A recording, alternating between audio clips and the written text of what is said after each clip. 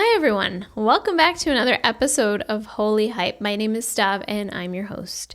And my goal with this podcast is really to get you guys so excited about the Word of God and the way of Jesus, because ever since I started really, honestly, it's not even me. The Holy Spirit has gotten me really hyped up about the Bible, and I just want to share it with you guys. So I've been reading the book of Daniel lately in the Old Testament, and I'm obsessed with it. It's amazing. So I wanted to share some thoughts on the beginning of Daniel with you guys, because as I'm reading it, I've been taking crazy notes on Daniel because there's so many nuggets of wisdom and things that just get me really hyped up. So if you enjoy my podcast and you like listening to these episodes, please make sure to subscribe or follow me on whatever platform you're listening or watching me on. And also, if you want to join my Patreon community, it's patreon.com/holyhype, a few dollars a month, and you're part of our wonderful community of people who just want to grow in their faith and learn more about Jesus together and the Bible. We do monthly Zoom meetings, which are either book clubs or we go through a book of the Bible or a story together, and it's just really fun. So we'd love to have you if you want to consider doing that. All right, so let's get into Daniel. And a lot of you have probably heard stories of Daniel, like Daniel in the lion's den, or the story of the fiery furnace, which is the one I'm going to focus on today.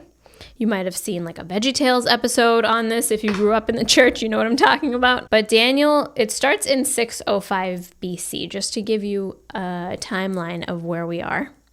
And this is where we learn of King Nebuchadnezzar. So he was the king of Babylon, and he laid siege to Judah. So a lot of the Israelites were taken to Babylon, including Daniel. And Daniel at this point is only they think he's 15 years old. So he's not quite an adult yet, but also not a kid. He's kind of in the middle.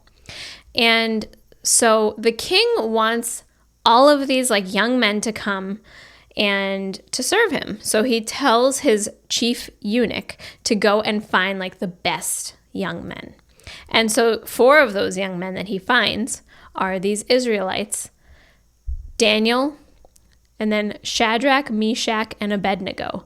And I remember learning a song in VBS about those 3 names, so I'll never forget them. If you know that song, I'm not going to sing it for you, but it's helpful to remember the names. And so these 4 Israelites are brought to the king, and they're the best of the Israelites. And so King Nebuchadnezzar changes their names. He changes Daniel's name to Belteshazzar. Shadrach is changed to Hananiah. Meshach is changed to Mishael, and Abednego is changed to Azariah. Is that right? Azariah? Yeah, Azariah. I can't read my own handwriting. And all of their names before they were changed meant something in terms of the living God. And so King Nebuchadnezzar changes their names to have to do with his false gods, which is really interesting. For example, Daniel, which means God is my judge, it's changed to Belteshazzar, which means Bel protect him, and Bel was one of their false gods. So I thought that was really interesting. Their names were changed. Their identities seemingly were changed, but their hearts were not changed, as we're going to see. So we see Daniel's faith and faithfulness throughout the book of Daniel and just how much he trusts God. It's amazing. And this is where we see something that's become known as the Daniel fast. So the king wants these young men to eat his diet, like these meats and wine and things that are actually unclean to the Israelites. So Daniel and his friends, I'm just going to call them his friends, Shadrach, Meshach, and Abednego, Daniel's friends. They decide that they don't want to do that. They want to honor God, and they say, okay, we're just going to eat vegetables and water if you'll allow us for 10 days. And if it doesn't work and we're weak or whatever, after those 10 days, we'll eat the food that you want us to eat. But just give us that time to show you that we want to eat these foods. So they do it, and at the end of 10 days, it says they look better and healthier than all the young men who were eating the king's food. So now they're allowed to eat just the vegetables and water. They don't want to defile themselves, it says, with the king's food because it's dishonoring to God. And so God blesses their faithfulness. He gives them understanding and wisdom and knowledge, and Daniel's actually able to interpret dreams, which is something that he does for the king, Nebuchadnezzar. So the king has a dream, and it's really bothering him that he can't figure out what it means. So he calls all the wise men in the kingdom. No one can figure out what this dream means. He won't tell them what the dream is. So not only do they have to interpret his dream, but he wants them to tell him what the dream is. Like, who can do that? Who knows someone's thoughts or dreams? Only God knows, right?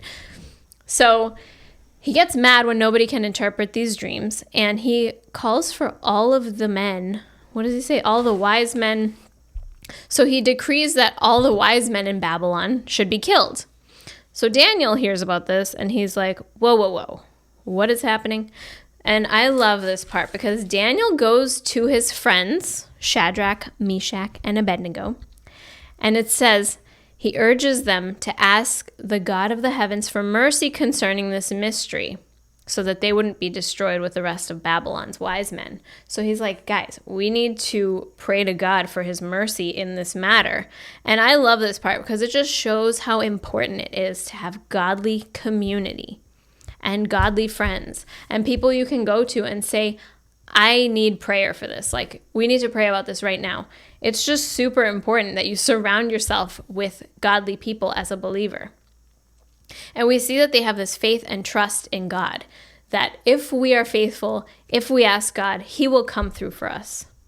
And so God gives Daniel a vision. He shows Daniel what the dream is and gives him the meaning of it. So now Daniel can go to the king and tell him what it means, and he and his friends are spared. So Daniel interprets the dream, and it's not good for King Nebuchadnezzar. It's basically summarizing these kingdoms that are going to come. His is going to fall, then the next kingdom is going to fall. It's like going through what actually ends up happening in history of all of these kingdoms that are going to come and fall. And then at the end, we see that Jesus, the final kingdom comes and Jesus reigns forever. That's basically the gist of the dreams. But he's able to interpret the dream, and so Nebuchadnezzar doesn't kill him and his friends. He realizes that David's God is the real deal. Now, he still doesn't admit that God is the only God. He's polytheistic. He has all these other gods who don't do anything, but he acknowledges that David's God is the real deal. So in chapter 3, King Nebuchadnezzar decides to make this golden statue. It's an idol. It's a fake, false god. And he decrees that whenever this music plays, everybody has to fall down and worship this golden idol. Shadrach, Meshach, and Abednego, of course, aren't going to do that because they worship the living God. And what is the first commandment? You shall have no other gods before me. We're not to worship any false gods, any idols, nothing. So they're not going to do it. The thing is that the king says, if you don't fall down and worship this idol, you're going to burn in a fiery furnace. We're going to throw you in a furnace as your punishment. So now, these people called the Chaldeans, who hated the Jews, want to get Shadrach, Meshach, and Abednego in trouble because they know that they're not doing it. So they tell the king, hey, you decreed this thing, but these three guys aren't worshiping the statue. They're ignoring you. And then it says Nebuchadnezzar, in a furious rage, calls them to him. So he says, like, when you hear this music, you're going to fall down and worship the idol. If you don't worship it, you'll immediately be thrown into a furnace of blazing fire. And who is the God who can rescue you from my power? The arrogance, right? So this is what they say, and I love this part. I wrote the word savage next to their response because good for them. This is what they said. Nebuchadnezzar, we don't need to give you an answer to this question. If the God we serve exists, then he can rescue us from the furnace of blazing fire, and he can rescue us from the power of you, the king. But even if he does not rescue us, we want you as king to know that we will not serve your gods or worship the gold statue you set up. What? Imagine saying that to the king? The boldness. I pray for that kind of boldness in my life. That is amazing. They're saying that we know that our God can rescue us from this blazing furnace. But even if he doesn't, we want you to know that we'll never worship your false gods. We know the true God. We're not going to worship your false god. So now he's super mad. It says he's filled with rage, and the expression on his face changed toward them. So he commanded that they set the furnace 7 times hotter than normal, which means like as hot as it can possibly be. So he's really, really angry. And so now he has the men throw Shadrach, Meshach, and Abednego into this fiery furnace. And because he had made it so hot, the men who threw them in the furnace burned to death. So they died. Shadrach, Meshach, and Abednego are tied up in all of these clothes, and they're thrown into the furnace. And I'm just going to read this part because I love it. So King Nebuchadnezzar is watching all this happen. And it says, he exclaimed, "Look, I see 4 men not tied, walking around in the fire unharmed, and the 4th looks like a son of the gods." Guys, that's Jesus! Or an angel. But it could be a theophany or a Christophany, which is God in human form. Jesus Christ. Many people believe that that's actually Jesus in the Old Testament, in the blazing furnace with Shadrach, Meshach, and Abednego. How cool is that? If you look at the Old Testament, there are a lot of instances where these Christophanies, like we can see Jesus in the Old Testament. Like when Jacob wrestles, he's wrestling with God, that's Jesus. It's so cool because Jesus as the Son, he's one part of the Trinity.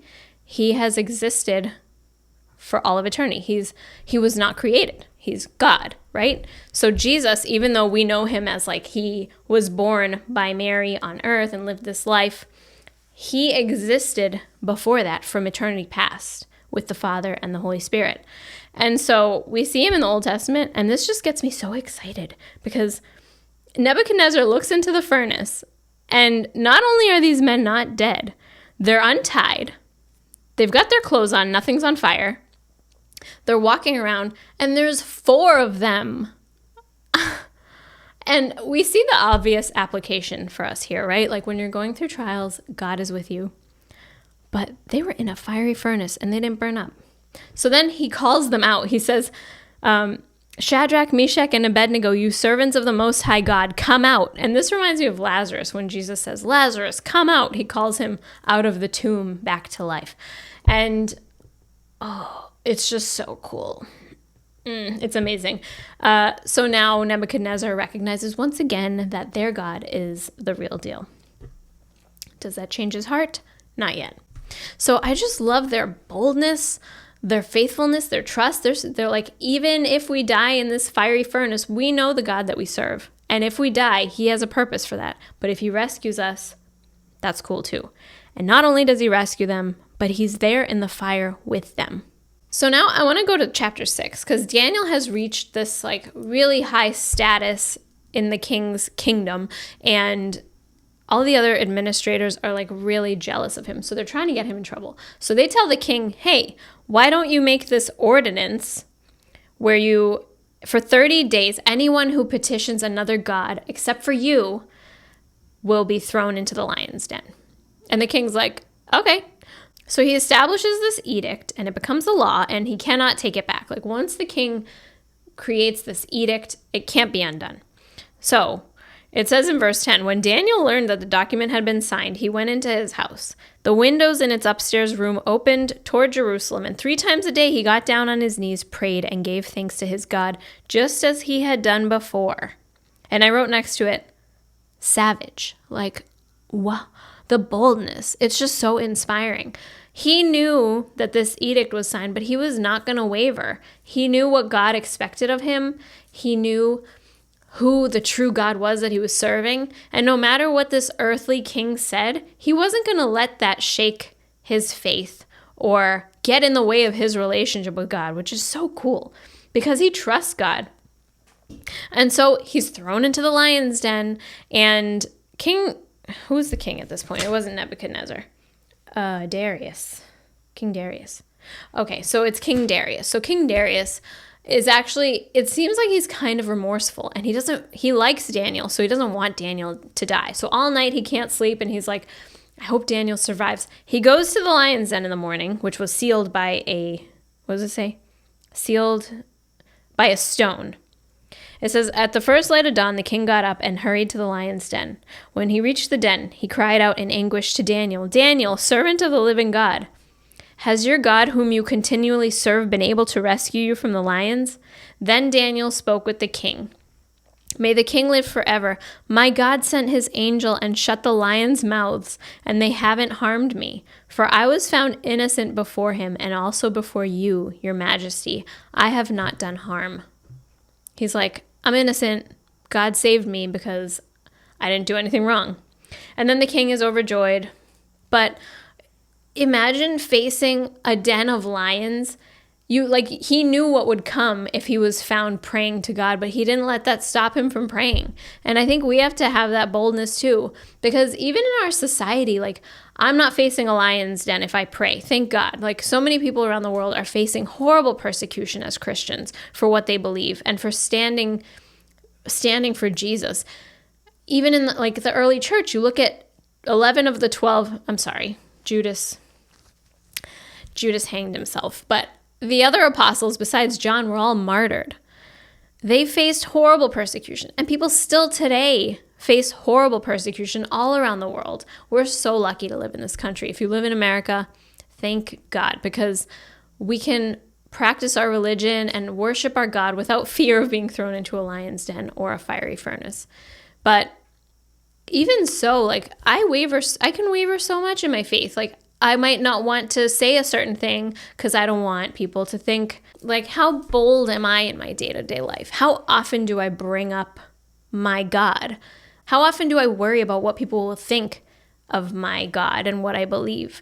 We have these little insecurities that aren't persecution per se, but even that, those little things stop us from being bold. And I just pray for this boldness, for God to give me boldness and to be able to proclaim the gospel without shame and without any sort of insecurity. We need to be bold because the world needs Jesus, especially now. Everything's just...